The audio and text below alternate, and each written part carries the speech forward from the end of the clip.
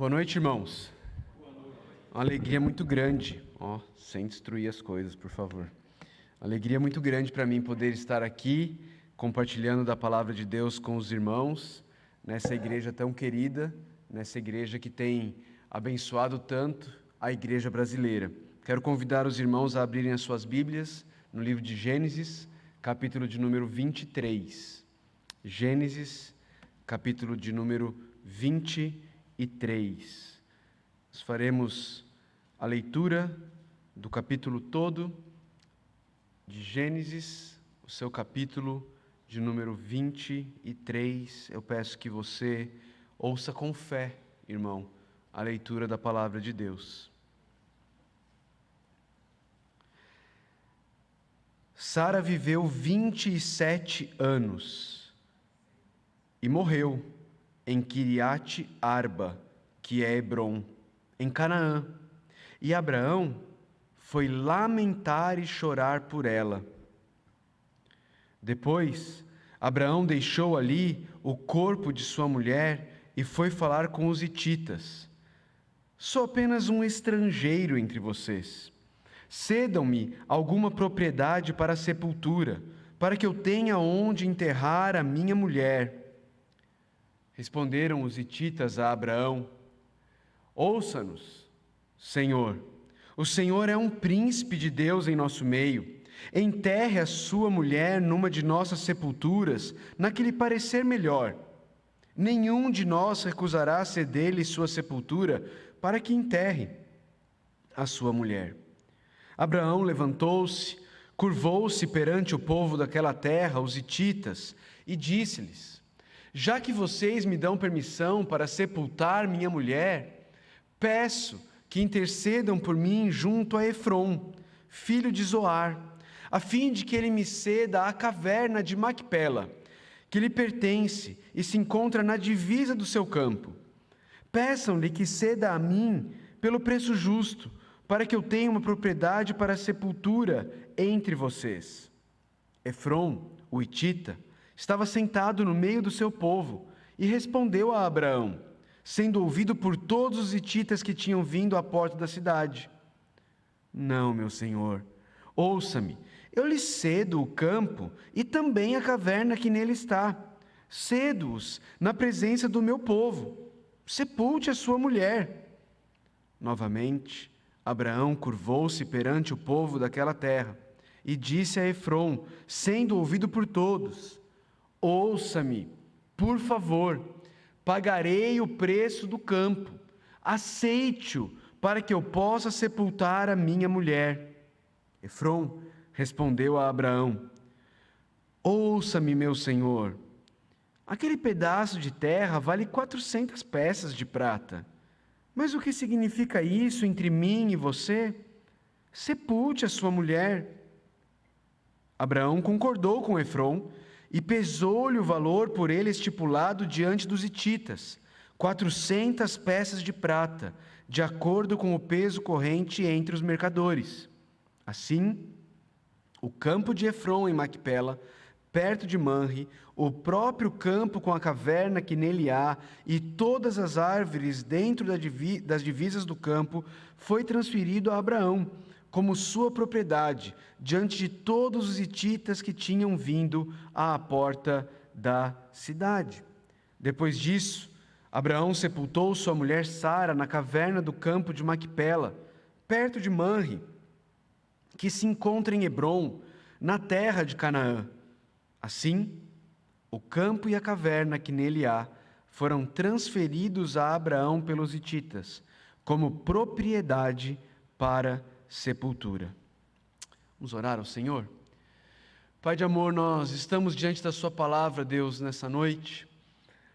A tua palavra, Pai, que é viva, ela é eficaz, ela é inerrante, ela é autoridade sobre as nossas vidas. Ela foi soprada pelo teu Espírito, Deus, e ela é a espada dele, usada para revelar quem nós somos, usada para nos revelar quem o Senhor é, usada para nos revelar como, pecadores como nós, podemos nos relacionar com um Deus majestoso e santo como o Senhor. Pai, nós suplicamos que nessa noite o Teu Santo Espírito haja em nosso meio, de maneira sobrenatural, através da ordinária pregação da Tua Palavra, Pai. Por favor, Senhor, nós oramos assim, no nome santo do nosso Senhor e Salvador Jesus Cristo. Amém. Amém. Queridos, Salomão, no livro de Eclesiastes nos diz que é melhor ir a uma casa onde há luto do que a uma casa em festa. Abraão e Sara foram casados por aproximadamente 60 anos. E durante esses 60 anos passaram por muitas coisas juntos. Sara testemunhou o melhor do seu marido. Ela viu a obediência dele a Deus, quando Deus lhe disse: Abraão, sai da tua terra, da casa da tua parentela, vai para a terra que eu ainda vou te mostrar qual é. E Abraão obedeceu. Sara viu Abraão saindo em perseguição aos reis do norte, para poder resgatar a Ló e ao povo de Sodoma que havia sido levado cativo. Mas Sara também testemunhou os medos de Abraão, os fracassos de Abraão, inclusive aqueles 2 momentos na história de Abraão, em que Abraão parece viver um déjà vu no segundo, onde ele repetidamente teme por sua vida, ao invés de confiar na palavra de Deus, e teme tanto que está disposto a colocar o bem-estar e a segurança de sua esposa em risco para proteger a sua própria vida, dizendo que Sara era sua irmã e não a sua esposa. A própria Sara também foi protagonista de um dos piores momentos da vida desse casal, quando, diante da sua persistente infertilidade, Sara propõe a seu marido Abraão que tome sua serva Agar e resolva com ela a promessa que Deus havia feito para eles de lhes dar descendência. Irmãos, foram 60 anos de jornada juntos, e essa jornada chegou ao fim. No texto que está diante de nós, a casa de Abraão é uma casa onde há luto. E como diz o autor de Eclesiastes, esse é um bom momento para estar em uma casa, porque os dias de luto são dias de reflexão. Nós aprendemos muito sobre a vida quando estamos diante da morte. Como disse Salomão em Eclesiastes, a morte é o destino de todos. E eu e você, nós, os que estamos vivos, faremos bem se levarmos esse fato a sério. Mais cedo ou mais tarde, todos nós teremos que nos deparar com a morte. Faremos bem se vivermos hoje, cientes do fato de que nossa vida e a vida de todos os que estão ao nosso redor e nós os amamos, um dia terá um fim. Um dia a morte chegará, e essa realidade também precisa moldar a maneira como eu e você vivemos o dia de hoje. O texto diante de nós nos diz que Sara viveu 127 anos, provavelmente 60 deles ao lado do seu marido Abraão, e 37 deles desfrutando da presença de seu único filho, Isaque. Mas como acontece com todos os seres vivos, Sara morreu. Sara morreu em Kiriat Arba, que é Hebrom. Irmãos, Hebrom é uma cidadezinha ao sul de Jerusalém, que fica exatamente no coração da terra que Deus havia prometido a Abraão. E o texto nos diz que diante da morte de sua esposa, Abraão lamentou e chorou. Esse negócio de que homem não chora é uma das maiores bobagens que nós vemos repetidas no meio cristão. Homens choram, queridos. O nosso Senhor Jesus Cristo chorou diante da morte do seu amigo Lázaro, mesmo sabendo que em pouco tempo ele o ressuscitaria. Ainda assim, o nosso Senhor chorou e lamentou a morte do seu amigo. Irmãos, irmãs, nós somos chamados, sim, a lamentar a morte. Devemos chorar a morte, porque o ser humano não foi feito para morrer. Fomos feitos para vivermos eternamente no jardim, na presença e desfrutando do nosso Criador. Mas como consequência do pecado, a morte entrou no mundo. E por isso, quando nos deparamos com a morte, fazemos bem em fazer como Abraão. Lamentamos e choramos. Mas como disse o apóstolo Paulo na primeira carta aos Tessalonicenses, no capítulo 4, o capítulo da Bíblia que Deus mais usou para me encorajar e consolar na morte do meu pai, nós não lamentamos e choramos como os outros que não têm esperança. Nós, cristãos, diante da morte, nós lamentamos, nós nos entristecemos, nós choramos, mas nós fazemos tudo isso dentro de um contexto de esperança, onde a morte não tem a palavra final. A esperança em alguém que é maior do que a morte e nos fez promessas que transcendem essa vida. E é exatamente essa esperança que move Abraão. Move Abraão em sua reação diante da morte de sua querida esposa Sara. Sim, ele chora, sim, ele lamenta, mas após o choro e o lamento, o texto nos diz que Abraão foi lidar com as situações que ele precisava lidar diante da morte de sua esposa. Ele vai falar com os hititas. Os hititas eram o povo que possuía essa parte da terra prometida nos tempos de Abraão. E o que é que Abraão foi falar com eles, irmãos? Abraão vai até os hititas e ele começa a sua fala diante dos hititas dizendo: eu sou apenas um estrangeiro entre vocês. Irmãos, aquela terra pertencia a quem? Pertencia a Abraão e a sua família e a seus descendentes. Deus a havia prometido a eles. Mas ainda assim, Abraão se enxergava ali, mesmo após décadas vivendo na terra prometida. Ele se enxergava como um estrangeiro e peregrino. Alguém que não pertencia àquele lugar. Alguém que estava de passagem. Queridos, é muito interessante perceber como Deus sempre quis que o seu povo se enxergasse exatamente assim. No livro de Levítico, no capítulo 25, quando Deus está dando instruções ao povo que havia tomado posse, estava tomando posse da terra que ele prometeu dar a eles. Ali em Levítico, capítulo 25, no versículo 23, Deus diz: vocês são apenas estrangeiros e imigrantes.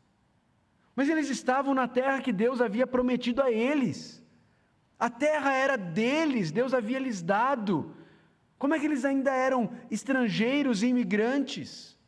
Queridos, mesmo a terra prometida ainda era apenas uma sombra do destino final, do descanso final que Deus tem reservado para o seu povo. Deus queria que o seu povo se entendesse, mesmo enquanto na terra prometida, como estrangeiro, como peregrino. E aqui isso já parece ter uma aplicação para nós, para o povo de Deus, sobre a maneira como eu e você lidamos com as nossas posses. Você percebe aí no texto de Levítico 25, 23? Ele diz: a terra não poderá ser vendida definitivamente. Ninguém poderia vender a terra. Aqui ele está lidando com a questão do ano do jubileu. Era uma regra que Deus criou para que ninguém vivesse na miséria, não é? Mas ele está dizendo: olha, a terra não poderá ser vendida de forma definitiva. Por quê? 2 motivos. Primeiro motivo: porque toda a terra pertence a Deus. Não é isso que ele diz? Porque ela é minha. A terra não é sua, a terra me pertence, ela é minha.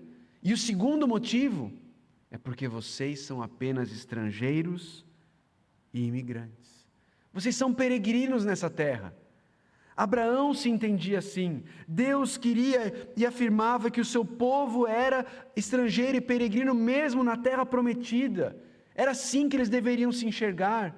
O apóstolo Pedro, no Novo Testamento, quando ele escreve falando sobre nós, a igreja, ele diz em 1 Pedro 2,11: Amados, insisto em que, como estrangeiros e peregrinos no mundo. Irmãos, essa é a nossa identidade. Nós somos estrangeiros e peregrinos. E por sermos estrangeiros e peregrinos, temos um relacionamento diferente com as nossas posses, com os nossos bens materiais e com os desejos deste mundo, os desejos carnais que guerreiam contra a alma. Porque não somos daqui. E esse entendimento que não somos daqui muda radicalmente a maneira como vivemos nossas vidas e a forma como encaramos também a morte. Nós vamos voltar para Abraão, indo falar com os hititas. Ele diz: sou apenas um estrangeiro entre vocês. E então, em meio a todo o luto, toda a dor, Abraão age para cumprir as suas responsabilidades. Ele procura os proprietários daquela região. Ele os procura em busca de um local onde ele poderia sepultar a sua esposa. E o que se segue, queridos, é um diálogo, no mínimo, interessante. Veja, qual é a resposta dos hititas a Abraão? A resposta deles, a primeira coisa que me chama a atenção na resposta deles é: eles veem Abraão como um príncipe de Deus. Eles conseguiam enxergar que Abraão tinha um relacionamento especial com Deus, com a divindade. Aqui é interessante que eles não usam o nome pactual de Deus, eles usam o título genérico, Deus. Tu és um príncipe de Deus. E eles começam de uma forma muito cortês, reconhecendo esse relacionamento de Abraão com Deus, e se dispondo para que Abraão possa sepultar Sara na sepultura de qualquer um deles. Mas não era isso que Abraão queria. Abraão demonstra respeito a eles, ele se curva diante deles, mas ele insiste, porque ele tem outro plano. Abraão diz: olha, já que vocês me dão permissão para sepultar minha mulher, eu tenho um terreno em mente, eu tenho um local em mente. Conversem, por favor, em meu nome, com Efron, filho de Zoar. Peçam a ele que ele ceda a mim por um preço justo a caverna de Macpela. Abraão está dizendo: olha, já que vocês estão dispostos a me ajudar, eu tenho uma área em mente onde eu gostaria de sepultar a minha esposa. Eu sei quem é o dono é Efron. Falem com ele, por favor. Os túmulos naquela época eram em cavernas. Abraão queria a caverna, ele queria comprar a caverna. Mas o que acontece? Efron, o hitita, estava lá no meio daquele povo, ouviu Abraão falando, e ali do meio do povo, Efron, o hitita, responde a Abraão. Ele diz: não, versículo 11, não, meu senhor, ouça-me, eu lhe cedo o campo e também a caverna. Queridos, aqui parece que Efron está disposto a dar a caverna. Mas não apenas a caverna, ele aqui adiciona o campo, a propriedade na qual a caverna estava inserida. Só que os comentaristas bíblicos, irmãos, eles são unânimes em afirmar que essa não era uma oferta verdadeira. Efron não estava de fato querendo dar, não apenas a caverna, mas todo o campo a Abraão. O que Efron estava querendo fazer é uma venda casada. Sabe aquelas que as operadoras de telefonia oferecem para a gente, o Procon não deixa hoje em dia? Era isso que Efron queria fazer. Ele viu uma oportunidade, opa, ele quer a caverna. vou dar um jeito de vender o campo todo e lucrar em cima da dor desse homem. Mas veja a resposta de Abraão. Abraão de novo demonstra respeito, se curvando diante do povo, e então ele diz: olha, já que não tem Procon aqui nessa terra, eu vou aceitar a proposta, eu vou comprar a caverna e o campo, mas me dá um preço justo por toda a propriedade, e eu vou pagar. Efrom, espertão, responde a Abraão dizendo: olha, meu senhor, esse campo aqui, ele custa o quê? Umas 400 peças de prata. Mas o que é isso entre nós? Não é? O que são 400 peças de prata entre nós? Sepulta sua mulher, depois a gente vê isso aí. Não se preocupa com isso. Queridos, o fato é que Efrom está pedindo um preço exorbitante por esse campo. Ao longo do Antigo Testamento, nós vemos mais para frente, em momentos em que a prata valia menos do que ela valia na época de Abraão, que, por exemplo, Davi comprou um campo por 50 peças de prata. Jeremias comprou por 17 peças de prata. Efrom queria vender por 400. Ele faz parecer que ele está disposto a dar aquele campo a Abraão, mas na verdade ele quer lucrar com a morte de Sara. Qual é a resposta de Abraão? Ali, diante das autoridades dos hititas, Abraão se dispôs a pagar esse preço exorbitante para poder ter esse campo. No coração da terra que Deus lhe havia prometido dar. E o texto continua narrando a situação. Ele fala sobre como o campo foi transferido para Abraão, como Abraão passou a ter aquela propriedade. E agora, queridos, Abraão era dono de uma pequena parte da grande terra que Deus lhe havia prometido.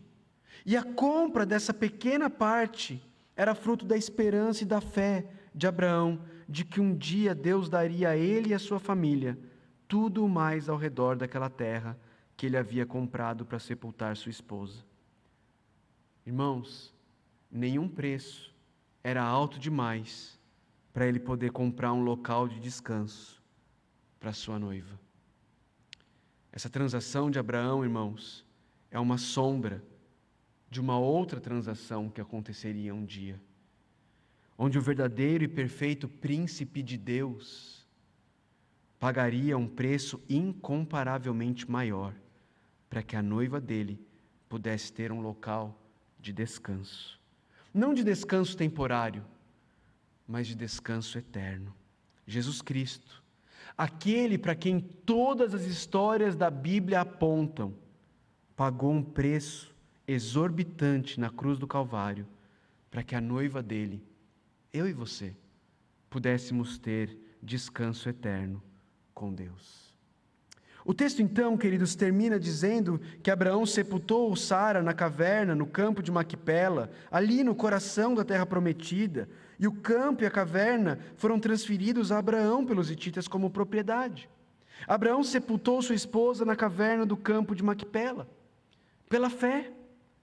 Pela fé, Isaac sepultou Abraão na caverna do campo de Maquipela. Pela fé, Jacó sepultou seu pai Isaac na caverna do campo de Maquipela, em Hebrom. Pela fé, Jacó, quando estava no Egito, pediu que o seu corpo fosse levado a Hebrom para ser enterrado ali. Pela fé, José, antes de morrer no Egito, fez os seus irmãos jurarem que levariam os seus restos para ser sepultado em Israel, na terra prometida. Pela fé, Moisés peregrinou 40 anos, levando os restos mortais de José. E pela fé, Josué, quando conquistou a terra prometida, enterrou os restos de José na terra prometida. Queridos, o autor de Hebreus, quando olhou para esse texto, ele escreveu em Hebreus 11, 9 e 10, dizendo: todos esses viveram pela fé e morreram sem receber o que tinha sido prometido.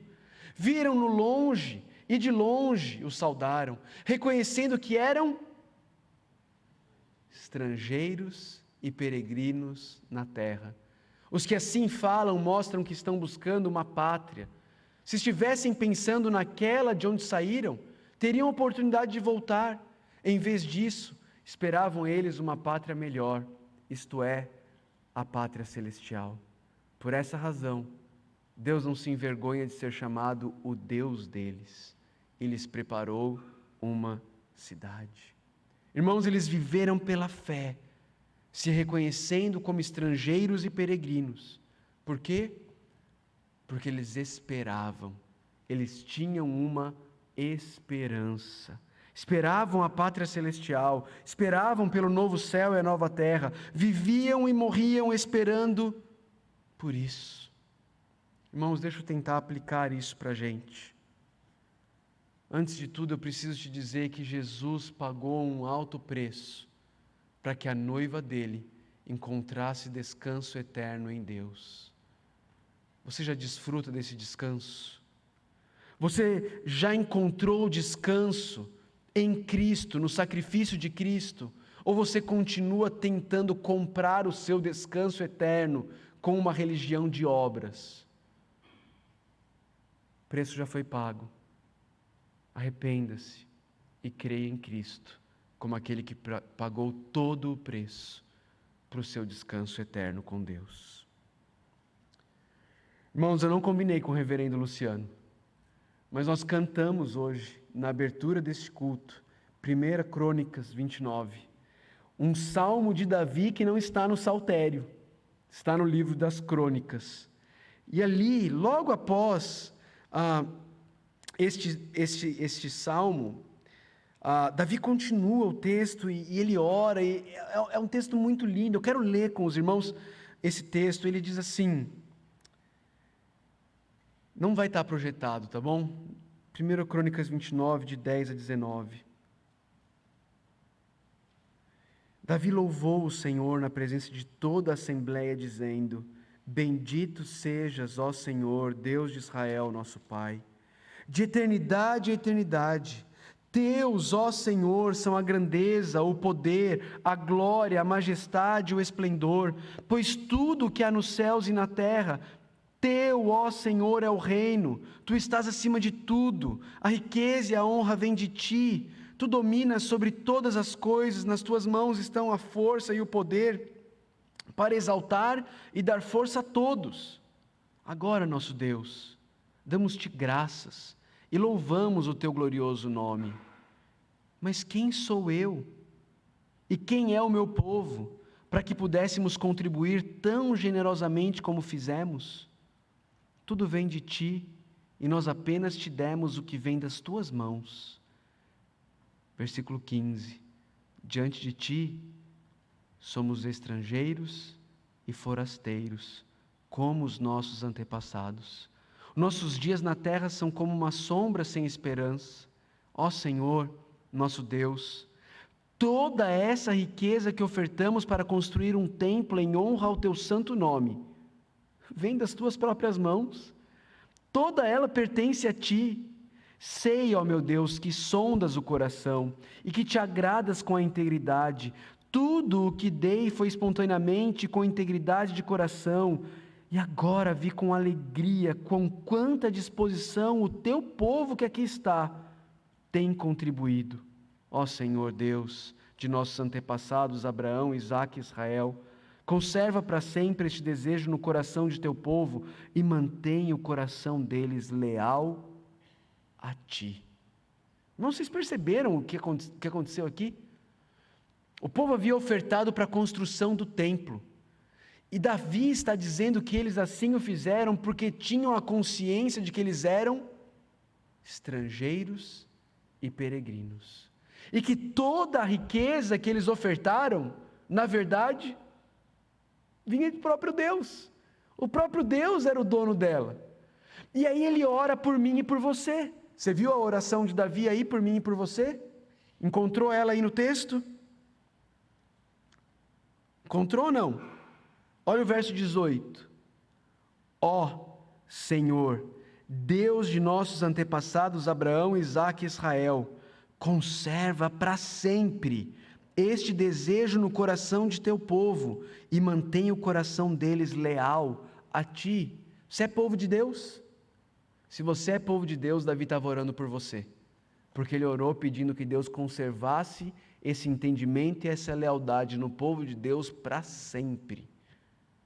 Irmãos, o entendimento de que somos estrangeiros e peregrinos traz o entendimento de que tudo que temos em nossas mãos, na verdade, pertence ao Senhor e deve ser usado para a glória do Senhor.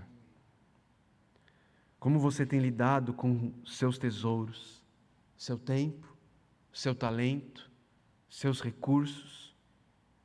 Tem lidado com ele como se eles fossem seus, ou entendendo que eles pertencem a Deus e devem estar a dispor da missão de Deus?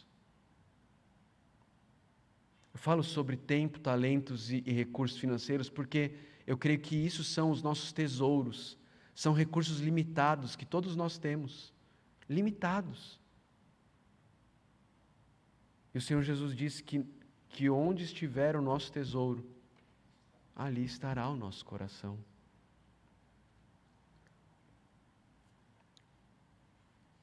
Irmãos, lendo esse livretinho aqui, eu encontrei o meu santo padroeiro.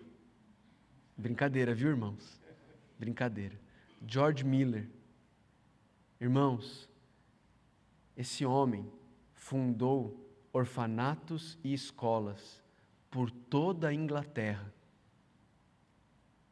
O título do livro é George Miller, um homem de fé, a quem Deus deu milhões. George Miller disse: colocar tesouros no céu atrairá o seu coração para o céu. Deus deu milhões para eles, para ele não foi para ele fazer um tour pelo mundo, não foi para isso, mas ele sustentou mais de 9.500 órfãos na Inglaterra durante a vida dele. Sabe como que ele ganhou esse dinheiro? Orando. Indico fortemente a leitura desse livretinho, pequenininho, vale muito. Colocar tesouros no céu atrairá o seu coração para o céu. Onde estiver o seu tesouro, ali também estará o seu coração. Irmãos, quando investimos nosso tesouro nas coisas dessa vida, naturalmente nosso coração, nossas afeições ficam mais e mais enraizados nessa vida. Mas quando investimos nosso tesouro nos céus, na eternidade, é para lá que as nossas afeições se dirigem. Onde estão as suas afeições, irmãos? Paulo escreve aos Colossenses dizendo: portanto, já que vocês ressuscitaram com Cristo, procurem as coisas que são do alto, onde Cristo está assentado à direita de Deus.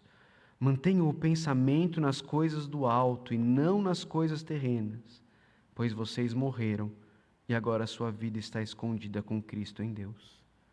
Você percebe os já e ainda não desse texto? Nós já morremos, mas um dia morreremos. Nós já ressuscitamos, mas um dia ressuscitaremos. Assim é a vida do cristão. Nós aqui estamos, mas o nosso foco está na eternidade com o Senhor, onde já estamos escondidos com Cristo em Deus. Quero terminar com um poema de um cristão chamado C.T. Studd. Ele diz assim: 2 pequenos versos, e eu os guardo na mente, sobre os quais minha vida, o tempo todo, deve se orientar. Apenas uma vida, que logo passará, só o que for feito para Cristo durará. Apenas uma vida, sim, apenas uma. Logo sua luz se apagará, o dia fugirá, alegrias, riquezas, sucessos são tão breves, mas quem vive para Cristo, este sim viveu. Apenas uma vida tão curta em seus dias, até a bateria do tablet se acabou. Mas ele continua e ele conclui: irmãos, apenas uma vida, que logo passará. Somente o que for feito para Cristo ficará. Qual tem sido o foco da minha e da sua vida? Com que, irmãos, temos gastado os nossos dias? Irmãos, Deus nos livre de corrermos os nossos dias, buscando desesperadamente sermos bem-sucedidos em coisas que serão eternamente inúteis.